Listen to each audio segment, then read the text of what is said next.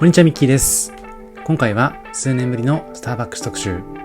絶景と歴史に出会えるスターバックス12選。いつもの街角から海を越えた遠くの街まで、私たちの日常に溶け込むスターバックス。でも今回はいつもとは少し違う特別な空間へとご案内します。歴史とロマンを感じる道後温泉の駅舎や、厳島神社の美しい景色を望む特等席。皇居外苑の自然に包まれる店舗からアートとコーヒーが融合する新しいスタバまで、さらに足を伸ばして本場イタリア・ミラノの圧倒的なロースタリーも、ぜひスタバの新しい魅力を再発見してください。このチャンネルではカフェ巡りなど日常を少し豊かにする情報をお届けします。少しでも応援してくださる方はチャンネル登録をして次の動画も見逃さないでください。ちなみに今回ご紹介するお店の Google マップ位置情報は本動画の概要欄から確認することができますので、実際にお店に訪問する際の参考としてご活用ください。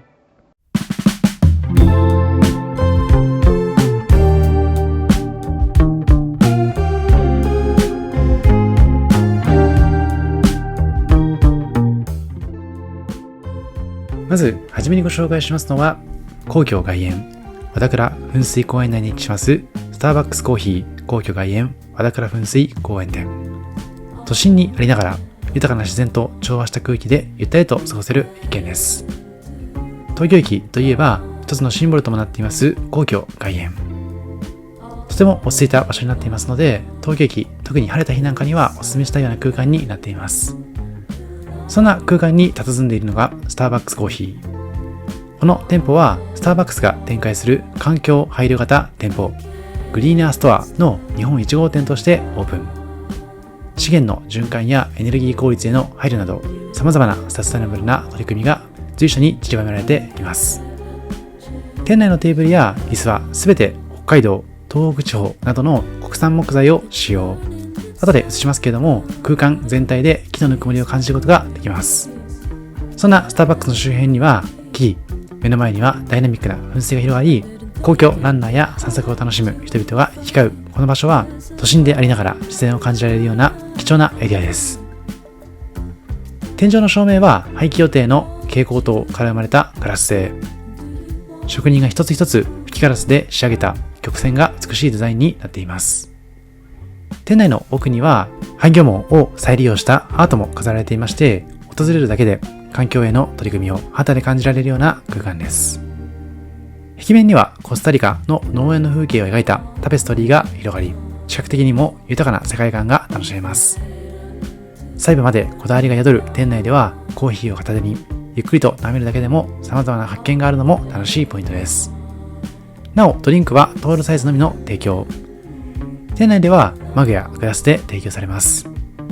また、グリーナーストアということもありまして、マイタンブラー持参でドリンクが割引になるなど、リユースを身近に体験できるような空間が広がっています。このシステムによってゴミを減らす取り組みに自然に参加。日常のカフェ利用を通して気軽にサステナブルな習慣を実践できます。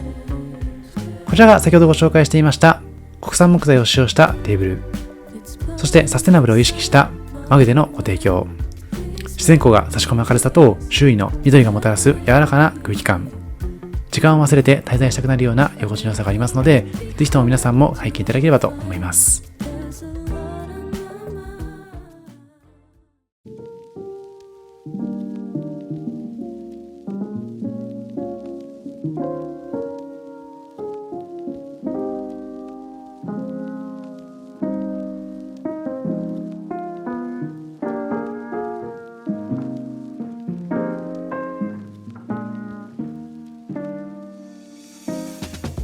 続いてご紹介しますのは、スターバックスリザーブストア銀座マロニエ通りです。こちらは日本全国数あるスターバックスの中でも唯一無二と言ってもいいような特徴的なお店です。誰かを誘っていきたいスターバックスをコンセプトに、松屋銀座デパートのすぐ裏側に2019年9月に誕生しましたスターバックスリザーブストア銀座マロニエ通り。以前にご紹介しました東京中目黒のスターバックスリザーブロースタリー東京で焙煎されたスターバックスリザーブブランドのコーヒーとイタリアンベーカリープリンチの魅力あふれる味わいを一度に味わうことができまして、いつものスターバックスとは一味違うプレミアムな体験をすることができる店舗です。店内は基本的に明るい木目が特徴の内装。ダウンライトがたくさん設置され、温かみのある1階では香ばしい香りのプリンチのパンやペイストリーがたくさん販売されています。この後ご紹介しますけれども、2階に登っていただきますと、また違った落ち着いた雰囲気になっていまして、そちらでもゆったりとカフェタイムを過ごすことができます。繁華街である銀座は狭いカフェが多い印象なんですけれども、こちらの店舗はテーブルとテーブルの間隔が割と広くて、椅子も硬くないのでリラックスして座ることができます。私も東京行き勤務なので銀座のスターバックス結構訪れてるんですけども、割と席の間隔が狭くてゆったり過ごせない場所が多いかなと感じています。その中、やはり特徴的なスターバックスリザーブのお店ということもありまして、こちらの店舗はとてもゆったりくつろぐことができます。2階には専用のスタッフさんが案内もしてくれますので、そういった配慮も嬉しいです。さらに、こちらの店舗ならではの特徴としまして、2階の一部の席に関しましては、事前にオンラインで予約をすることができます。予定が立てやすくて、とても重宝するシステムになっていますので、ぜひそちらの活用もしてみてください。実はこちらの店舗、以前にもご紹介したことがあるんですけども、ご紹介後の2022年2月にはリニューアルしています。訪れる時間帯によって違った楽しみ方ができる店舗へと生まれ変わっています。朝はいつものスターバックスとは一味違う新しい味わいのコーヒーで目覚め、昼は本格派のイタリアンを堪能することができるお店。カフェタイムにはプリンチの本格ドルチェとコーヒーで一息つくこともできますし、夜はお酒とイタリアンフードを片手に一日の疲れを癒すことができます。一貫してコンセプトはコーヒーとともに本場イタリアの味わいと食文化を楽しめるでございまして、一日を通してスターバックスえりすぐりの本格コーヒーとイタリアの食文化に触れることができます。そんなプリンチのイタリアンフードを楽しめる店舗も日本ではそこまで多くないので、ぜひこの場所で体験してみてほしいです。簡単に説明しますと、イタリアではエスプレッソ文化が主流になっていまして、コーヒーの楽しみ方はさっと訪れてエスプレッソをクイッと飲むようなスタイルなんですけども、アメリカ発のスターバックスに関しましてはコーヒーを楽しみつつゆっくりと腰を据えるみたいなイメージが強いので、その文化の違いがなかなか受け入れられなかったのかもしれません。さて、この日は仕事前の朝活としまして、モーニングの時間帯に訪問しました。開店の朝7時から11時まで展開しているモーニングメニューは、プリンチブレックファストとプリンチブレックファストフリッタータという2種類のメニューがございます。そのうちこの日はプリンチブレックファストをオーダーしています。温泉卵にソーセージ、生ハム、サラミでタンパク質たっぷり。パン2種類、コルネッティとバゲットにサラダもついて、とても充実したプレートになっています。もちろんパンはプリンチブランド。食の都イタリア・ミラノで愛され続けてきた美味しさを東京・銀座でもいただくことができます。特にイタリア語で小さい角を意味するコルネッティは発酵バターを生地に練り込んで焼き上げられていまして、サクサクとした食感が特徴的です。もちろん気に入られた場合には1階のベーカリーで購入することもできますので、コルネッティとコーヒーだけ注文して職場に持って帰るというのもおすすめかもしれません。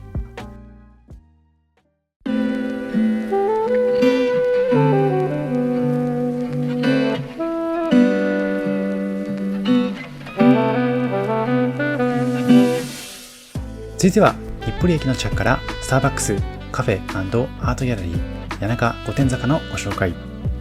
とはいっても、上野から上野公園を抜けてたどり着ける場所なので、上野を散策しながら歩いて訪問するのもいいかもしれません。そしてこの谷中御殿坂は谷中銀座と言われます屋根線エリアにも近いので、屋根線の訪問も個人的にはお勧めしています。過去には屋根線含めた上野特集もしていますので、そちらもぜひチェックしてください。さて、こちらは2026年の3月にオープンしたばかりのスターバックスカフェ。古い神社や路地、谷中銀座の賑わいが残る谷中で、古くから芸術や文化が息づく街の良さを生かしたような店舗です。そんな歴史あるエリアで芸術とコーヒーを掛け合わせ、コーヒーとアートが出会う谷中ならではのサードプレイスとして誕生しています。下町情緒あふれる街並みに馴染む2階建ての木造建築が目印。御殿坂を登った先、夕焼け段々や谷中銀座の賑わいが広がりまして、散策の途中にふらりと立ち寄るにもぴったりな立地です。外観に込められていますのは、この地域に数多く残る看板建築へのオマージュ。常滑で制作されました5つのパターンのタイルが看板のように建物を覆い、天候や時間によって表情を変えるまさに令和の看板建築です。そして店内に足を踏み入れますと、無垢材をふんだんに使った店内に心地よい木の香りがふわり、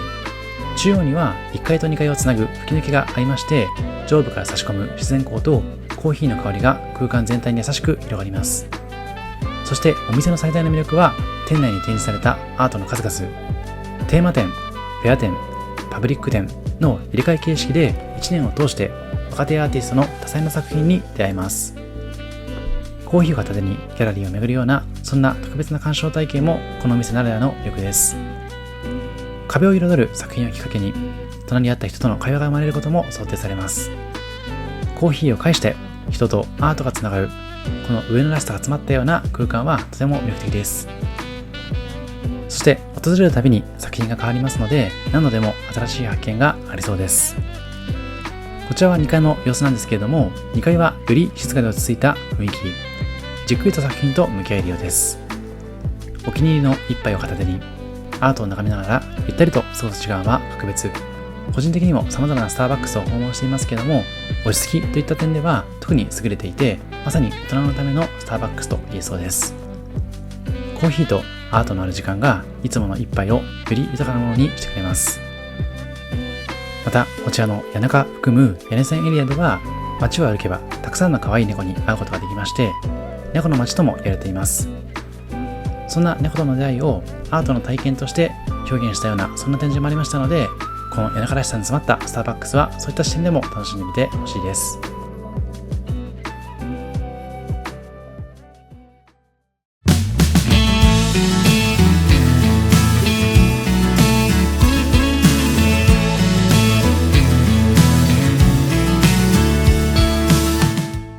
続いては2026年の春に注目の新施設として登場しました大井町トラックスから1件ご紹介。こちらもこだわりの詰まった店舗になっています。なお、大井町トラックスに関しましては別途特集を組んでいますので、そちらもぜひ確認してみてください。さて、今映していますのは約4600平方メートルの広さを誇る芝生広場のトラックスパークです。こちらは大井町トラックスのシンボルとも言えます。そんなトラックスパークにありますのが、今回ご紹介するスターバックスコーヒー大井町トラックスパーク店。店内には113席の広い空間が確保され、ゆったりと過ごすことができます。また印象的だったのはペットの同伴を歓迎しているところ。愛犬と一緒に訪問しつつ専用スペースでコーヒーを楽しむことができます。またこのスターバックスコーヒー大井町トラックスパーク店の2階に登りますと、先ほどご紹介しましたトラックスパークを一望できます。合わせて大井町トラックスも全貌を見ることができますので、そちらもぜひ訪問してみてください。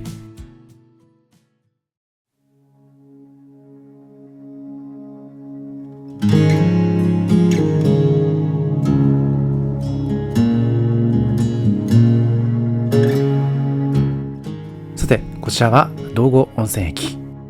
明治44年に建築された旧駅舎の趣を忠実に再現したレトロで美しい木造建築の佇まいが魅力の伊予鉄道の駅です。日本最古の温泉地、道後温泉の玄関口として訪れる人々をタイムスリップしたかのようなノスタルジックな世界へと誘います。そんな駅前、北条園で市民や旅行客をひときわ引きつけるのが坊ちゃんからくり時計。道後温泉本館の建築100周年を記念して設置されたこの時計は、午前8時から午後10時までの間、1時間ごとに軽快な旋律とともに動き出します。こちらが道後ハイカラ通り。全長250メートルのアーケードには約60軒もの店が軒を連ねています。詳細につきましては別途公開しています愛媛松山特集にてご紹介していますので、ぜひそちらもチェックしてみてほしいです。さて、そんな素敵な街道後温泉駅からご紹介しますのは、リージョナルランドマークストアとしても指定されていますスターバックスコーヒー道後温泉駅舎店。この店舗はスターバックスが展開するリージョナルランドマークストアに分類。過去にリージョナルランドマークストアの特集もしているんですけども、このスターバックスも地域の歴史や文化、景観との調和を重視した店舗として、その素敵な外観、そして内装に包まれていました。さて、こちらは夜になった際の道後温泉駅周辺の様子。道後温泉エリアでは道後温泉本館はもちろんのこと、各施設の照明や建物の明かりによって昼間とは異なる景観に変わっていきます。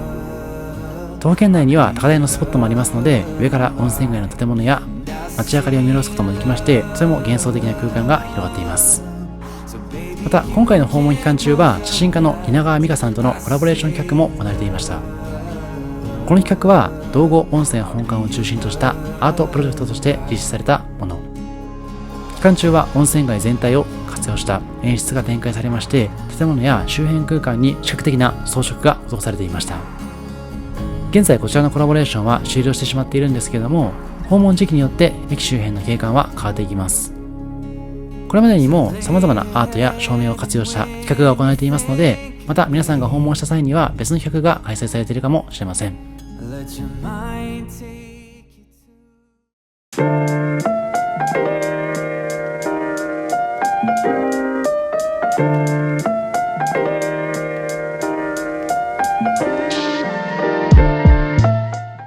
続いてはスターバックスコーヒー奈良河野池運動公園店です。奈良市の北部河野池運動公園の一角に立ちますスターバックスコーヒー奈良河野池運動公園店。こちらも先ほどご紹介しました道後温泉駅舎店と同じく全国にも限られた数しかないリージョナルランドマークストア。今回は天気が良かったこともありまして、より極上に感じられました。地域の景観や文化に調和した建築と空間づくりで奈良ならではの魅力を発信しているこちらの店舗。ガラス張りの建物からは四季の風景が楽しめて、自然と一体になるような開放感が心地の良い空間です。特に朝の時間帯には運動公園の緑と柔らかな光に包まれてゆったりとしたひとときを過ごすことができます。そして朝の楽しみといえばモーニングセット。11時までは対象のドリンクを注文すると無料でサイズアップされる嬉しいサービスもご提供されます。朝活しつつ公園を散歩した後に、あるいはスポーツ前のひとときに自然と調和したこちらの空間でゆっくりと朝を迎えるのもいいかもしれません。訪問時の旅のタイミングでは朝食抜きの素泊まりプランだったので、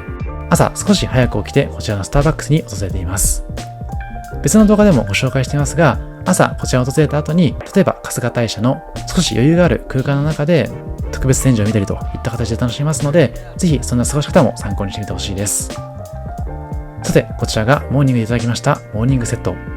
スターバックスラテはトールサイズの値段でグランデサイズでいただくことができました。少し風が強かったんですけれども、暖かい日差しがありましたので、外の空間でも十分ゆったりと過ごすことができました。フードでいただきましたのはイングリッシュマフィンとベーグルサンド。温めた状態で提供されますので、香ばしさも格別です。さて、そんなスターバックスコーヒーをちょっと離れた位置から見ていただきますと、また違った景色が広がります。もちろんこの河野池運動公園自体も絶景の一つでありますので、ぜひそんなゆったりとした時間も楽しんでいただければと思います。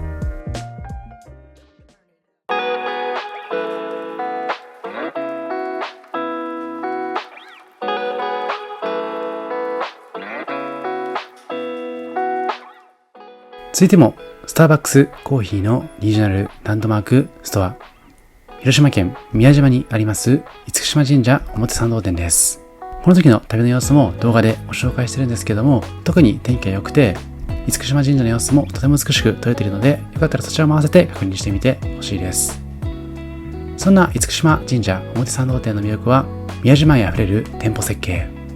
店舗の至るところに感じることができまして、老舗の家具メーカーと開発したチェアや木製しゃもじを使ったアートなど見どころがたくさんございます。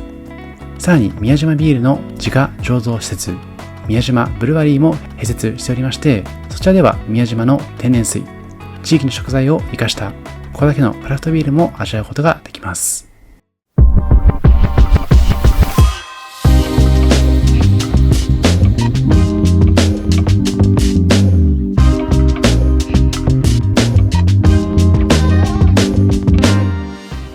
さて、ここではなかなか見ることができなそうな特別なスターバックスの海外店舗をご紹介。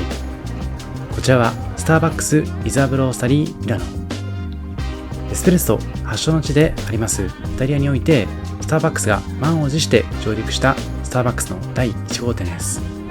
18世紀から19世紀の美しい歴史的建築が並ぶダンテ通りの途中にあり、外観から早速魅力があふれています。もともとは郵便局だった建物とのことで、建物の上にはポストの文字が刻まれています。ささて、店内に入りますと、まるでアミューズメントパークのような装い。天井が高く、開放感がある一方で、工場のようなポスさを備えつつ、トスカーナ産の大理石をカウンターや床に使用することで、イタリアならではの雰囲気を実現しています。そして中央には巨大な焙煎機がございます。その焙煎機はイタリアスコロアリ社製の焙煎機でございまして、シックな店内の雰囲気に合わせたブロンズ色は特別仕様だとのことです。この焙煎機自体がイタリアらしさを大事にした背景がありまして、スタバの進出とも深く関わりがございます。長年根付くコーヒー文化がもともとあったことから、アメリカ企業としてのコーヒー店の進出を拒んできたイタリア。こちらのスターバックスリザーブロースタリーミラノを皮切りに、続々とスターバックスもオープンしています。以前にご紹介しましたイタリア特集の中でも様々な土地でスターバックスを確認することができています。そんなイタリアだからこそ、第1号店は希少性の高いこちらスターバックスリザーブロースタリーとしてのオープン。スターバックスリザーブロースタリー自体が世界でもなんと6店舗しかない焙煎所を備えた施設。通常の店舗では味わえない高品質なコーヒーを味わうことができます。日本でも私の過去の動画では中目黒にありますスターバックスリザーブロースタリー東京としてご紹介してるんですけども、ここにはアメリカに3店舗、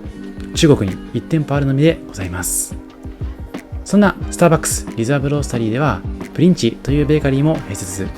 プリンチはイタリア人が経営するベーカリーで、世界中のスターバックスリザーブで提供している店舗になっています。ハイクオリティなコーヒーはもちろんのこと、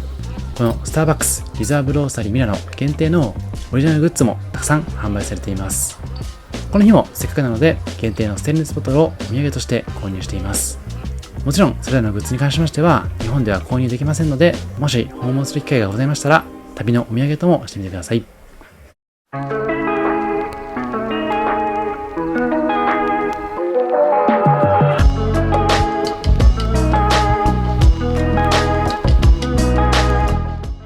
続いては JR 横浜駅の西口から徒歩2分にあります横浜モアーズ2階のスターバックスコーヒー横浜モアーズ店。今回の訪問の目的はファッションブランドビームスとのコラボ店舗です。この横浜モアーズの1階そして2階はビームスの店舗が広がっていますので、ファッション好きな方は必見。そしてその中に溶け込むように配置されていますスターバックスコーヒーもおすすめです。2024年にリニューアルオープンしたこの店舗は日本を代表するファッションブランドビームスとのコラボレーションによって誕生。テーマはビームスが考えるスターバックスの新しいライフスタイルです。コーヒー文化とファッション文化の融合を試みた新しい形のカルチャースポット。スターバックスとビームスはどちらも日常を少し豊かにするライフスタイルを提案してきたブランド。これまでにも企業との協業を重ねてきた両社が今回は日常と感性をつなぐ場を形にしています。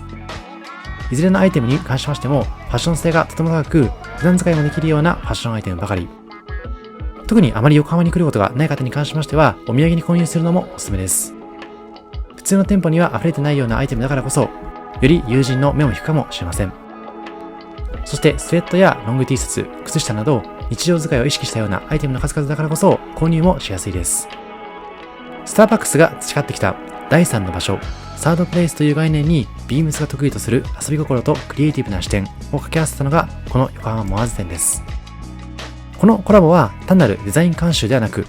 都市生活者が自然体で過ごせる居場所とは何かを両ブランドが本気で考え抜いた共同プロジェクト。若者文化が根付く横浜という街を舞台にファッションとカフェのカルチャーが溶け合う新しいライフスタイルを提案しています。私は東京在住なので横浜行くこともそんなに多くはないんですけども、むしろ羨ましくなるようなそんなコンセプトのショップでした。さて、もちろんスターバックスの店舗も過ごしやすい空間。一歩足を踏み入れますと、開放感のある大きなガラス扉と明るい木目調の壁面。ナチュラルながらも都会的なムードを感じます。深いグリーンのソファーや革張りのチェア、そして窓を彩る緑や黄色のレースのベールはビームスのショップにも通じるような上質でリラックスした空間を演出しています。壁面にはアートワークや限定アイテムが展示されまして、まるでファッションギャラリーのようにもなっています。またスターバックスのコーヒーをテイクアウトしていただいて、エスカレーター付近にもこういった軽くお茶をできるようなスペースもありますので、様々な楽しみ方ができるというところもおすすめな店舗です。もちろんこのスターバックスのコラボショップだけではなくて、1階2階のビームスの店舗にも様々なファッションアイテムがありますので、ファッション好きな方はぜひ限定商品を探していただきつつ、その空間を楽しんでみてほしいです。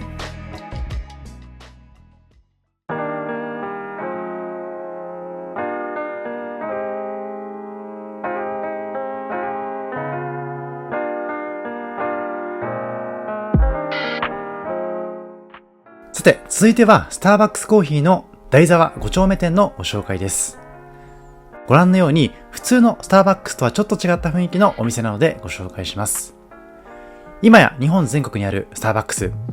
今回の動画の中でも東京都内にありますグリーナーストアや豆にこだわったリザーブのお店、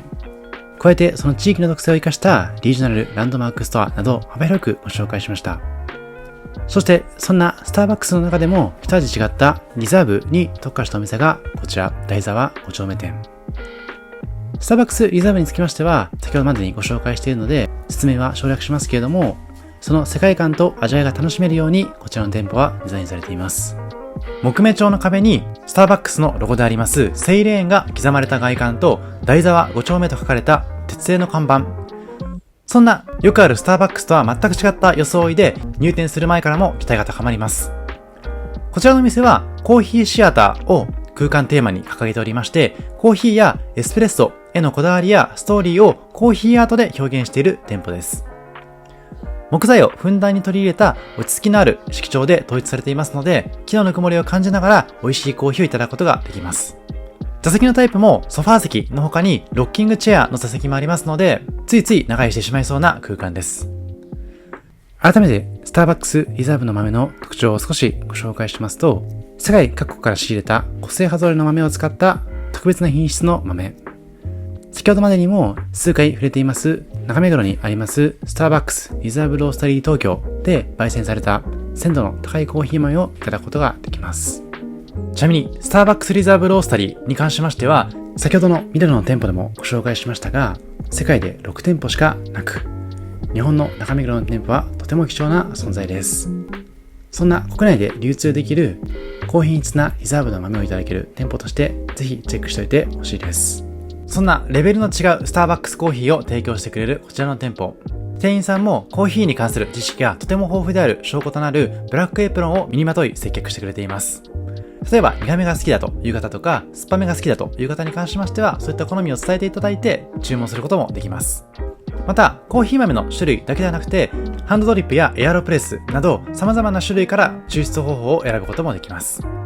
またフードもこだわりがありまして、先ほどのミラノの店舗で触れましたプリンチというミラノ初のイタリアンベーカリーの味をいただくことができます。こんなプリンチのバゲットを使ったメルトサンドイッチモッツァレラ&セミドライトマトをフードでいただきまして、もう一つはリザーブ、オリアート、コールドブリューという限定された店舗でしかいただくことができない特別なアイスコーヒーをいただきました。このオリアートと言いますのは、まろやかな味わいのコールドブリューコーヒーの上にパルタナエキストラバージンオイルを使用した黄金色のフォームを乗せています。オリーブオイルの香り豊かなフォームと味わい深いコールドブリューコーヒーの味わいが調和した大人な一杯になっていますので、ぜひ皆さんも注文してください。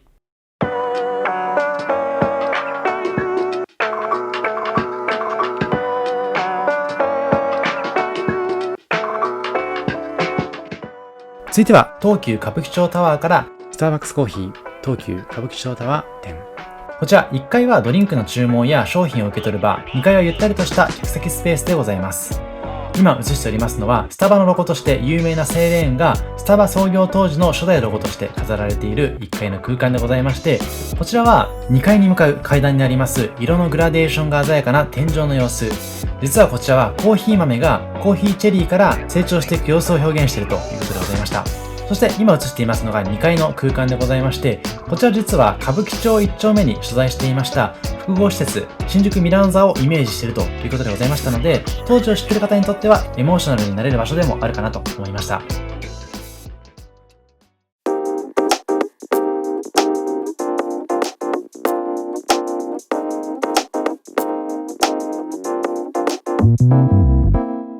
続いては新宿3丁目からスターバックスリザーブカフェ新宿マルイ本館2階店です。こちら通常のスターバックスとは少し違った高級感のあふれる業態。2025年9月にオープンしたばかりの新業態カフェベーカリーになっています。ここのスターバックスは一味違ってコーヒーを飲む場所ではなくて、スターバックスが長年培ってきたコーヒーの魅力をより深く、より遊び心ある形で体験できる場所として生まれています。この店舗の大きな特徴は、スターバックスリザーブの希少なコーヒー豆をエスプレッソとして多彩なビバレッジに生かし、さらにイタリアンベーカリープリンチの伝統あるクロワッサン、コルネッティと合わせて楽しむことができますカフェベーカリーという新しいスタイルを提案している点です。スターバックスリザーブに関しましては、今回の動画の中で皆さんも耳に焼き付いたと思いますので、だいぶスターバックスに関する知識も深まったかなと思っていますが、そちらの豆を使っています。そんな世界観が新宿というターミナルの中でも楽しめるのもこのお店の魅力。ぜひ普段のスターバックスとは一味違うこだわりの味わいに触れてみてほしいです。私自身もスターバックスのギフトカードなんかをちょっとしたギフトとしていただくことがあるんですけれども、せっかくそういった贈り物としていただいたカードに関しては、こういったスターバックスリザーブのような特別な店舗で使うのもおすすめ。ぜひ皆さんもお手持ちのギフトカードなどありましたら、こちらで使ってみてほしいです。そんなスターバックスリザーブカフェだからこそ、店舗限定メニューもいくつかあります。この日もせっかくなので店舗限定メニューをいただいているんですけども、ご覧のようにショーケースには様々な映えるスイーツもありますので、こちらとコーヒーを合わせていただくのがおすすめです。エスプレッソという原点に立ち返ったコーヒーの多様な楽しみ方、パンやデザートとのペアリング、そして自分好みにカスタマイズしながら味わう体験までを提供しているコーヒーの楽しさをどこまでも広げるようなカフェベーカリーになっています。さて、そんな特別な新宿の店舗で今回はストロベリーラベンダーラテ、シナモンムースホームハニーラテ、コルネッティティラミスの3種類をいただいています。まず右奥からシナモンムースホームハニーラテ、エスプレッソベースのラテにふわふわのシナモン風味ムースフォームと蜂蜜の優しい甘さをプラス、シナモンのスパイシーなアクセントがコーヒーのコクと重なり、甘さの余韻が長く続きました。左手はストロベリーラベンダーラテ、リザーブの上品なエスプレッソに甘酸っぱいストロベリーと優雅なラベンダーの香りを合わせた一杯になっています。そしてもう一つはコルネッティティラミス、スターバックスのベーカリーブランドプリンチのコルネッティとティラミスを融合させた新感覚スイーツ。サクッとした生地にコーヒーシロップが染み込み、マスカルポーネの濃厚なコクとエスプレッソのほろ苦さが一定となる繊細な味わいになっていました。さて、ここからはアフタートーク。あなたがスタバに求めるものはというテーマです。今回は特別なスタバをご紹介してきまして、その地域に根ざしたスターバックスリージョナルランドマークストアだったりとか、イタリアにありましたスターバックスリザーブロースタリー、他にもプリンチとコラボしたようなスターバックスリザーブだったりとか、焙煎したての高品質な豆をいただけるリザーブもご紹介しています。今回ご紹介しただけでも、その地域性を大事にしたスタバだったり、コーヒー自体を味わうスタバ、さらにフードを楽しむスタバという形で幅広くラインナップされていたかなと思っています。もちろん皆さんが住んでいる地域にもスターバックスがあるところは多いと思いますし、日常の様々なシーンで利用していると思います。これまでに韓国やオーストラリア、イタリアやトルコなど様々な国でコーヒー文化を感じていますけれども、また喫茶店といった違った文化を抱えている日本では少し違った用途でスターバックスを楽しんでいる方も多いかもしれません。ぜひコメント欄の方で皆さんの日常の中でどういった用途で使っているかといったところを教えていただけるとありがたいです。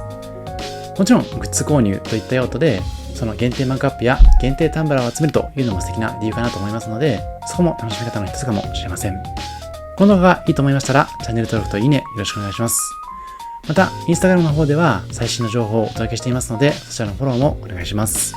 また本チャンネルではメンバーシップもやっています。これまでに巡ったカフェの情報が簡単に探せる会員限定サイトだったりとか、制作の裏側、また新施設情報、新店舗情報、これからの気になる情報などもお届けしていきますので、よかったら参加してみてください。以上、ミッキーでした。ありがとうございました。